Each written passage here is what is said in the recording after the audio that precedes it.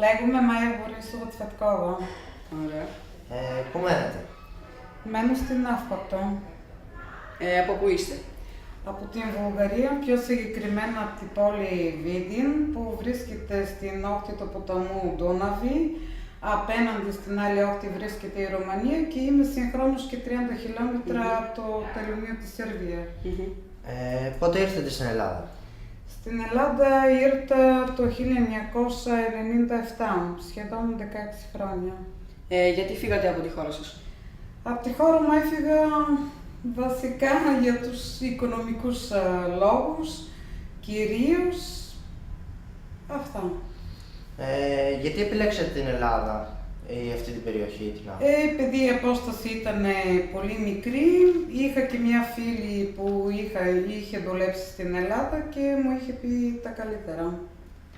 Ποιες ήταν οι δυσκολίες που συναντήσατε όταν ήρθατε στην Ελλάδα? Η πρώτη δυσκολία μου ήταν με τη γλώσσα, που δεν γνώριζα καθόλου τίποτα, ούτε καλημέρα ούτε καλησπέρα. Η δεύτερη δυσκολία ήταν λίγο ώστε να βρω δουλειά. Κατά τα άλλα, τίποτα άλλο έτσι πιο σοβαρό ή πιο δύσκολο αυτό. Πώς σας δέχτηκαν οι άνθρωποι εδώ? Με πολύ σεβασμό, με αγάπη και αυτό που μου έκανε πολύ μεγάλη εντύπωση, που αμέσως μου δείξανε την εμπιστοσύνη τους. Ποια είναι τα πλεονεκτήματα της ζωής εδώ σε σχέση με τη χώρα καταγωγής σας και ποια τα μειονεκτήματα? Τα πλεονεκτήματα βασικά είναι πάλι το οικονομικό, λίγο πριν τα προηγούμενα χρόνια. Μπορούσα να ονειρευτώ.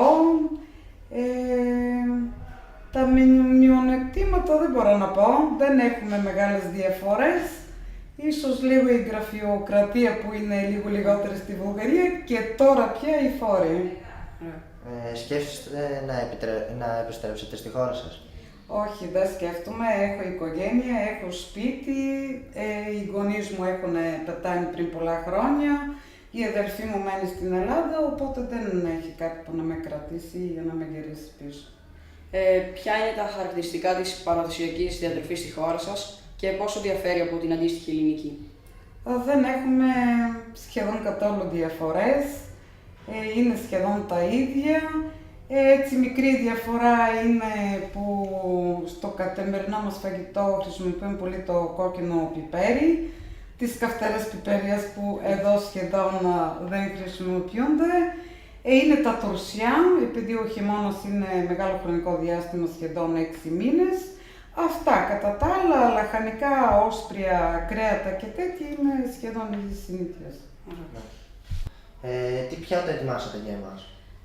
Το πιάτο που ετοίμασα ονομάζεται μουσακά. Έχει κάποιες διαφορές από το ελληνικό πιάτο.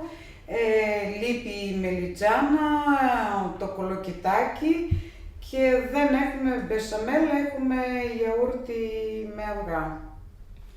Είναι καθημερινό φαγητό ή ένα πιάτο που τρώγεται σε ειδικές περιστάσεις? Ναι, είναι ένα καθημερινό πιάτο. Ωραία. Χάρηκα για την οριμία πάρα πολύ. Ευχαριστούμε που συζητήσαμε μαζί μας. Και εγώ επίσης.